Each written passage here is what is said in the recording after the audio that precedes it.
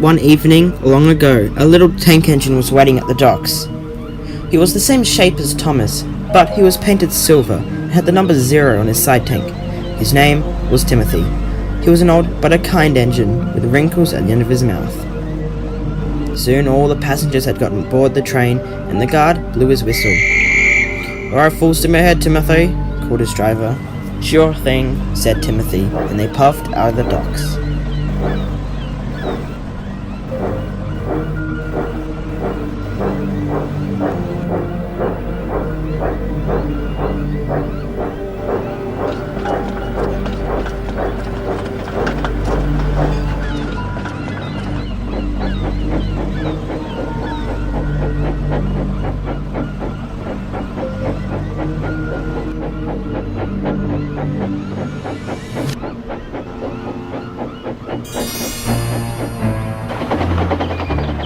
Timothy was puffing well, the moon was full, and the wind was blowing gracefully.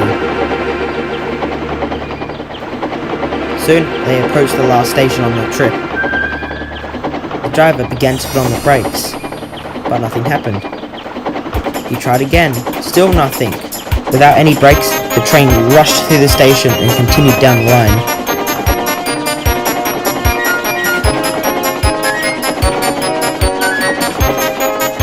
Timothy began to go faster and faster. The driver called out, "Timothy, what are you doing?"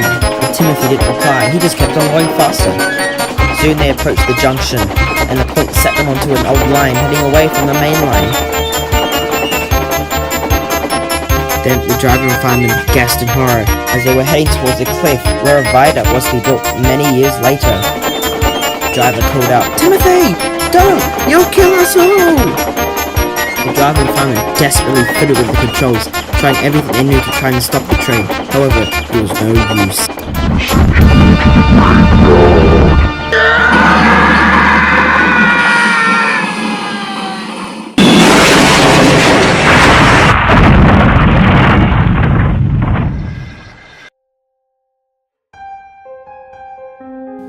The train had crashed through the blockade and fallen into the ravine below, killing everyone on board. Timothy and his crew were both killed on impact, leaving no eyewitnesses and no survivors. Many years later, construction on the viaduct was almost completed. However, when the rails had been laid and the final preparations had been done, workmen reported seeing a ghost train rushing over the bridge, whistling fit to burst before disappearing before it got to the other side.